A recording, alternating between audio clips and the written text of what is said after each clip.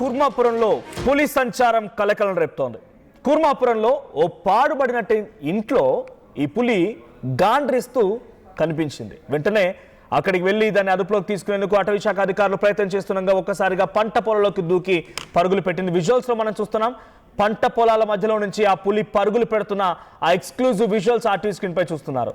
So Korumilli వైపుగా పరుగులు తీసిన ప్రస్తుతానికి సో పులి సంచారంతో స్థానికులంతా భయపడిపోతున్నారు, బెంబేలెత్తుతూ ఉన్నారు.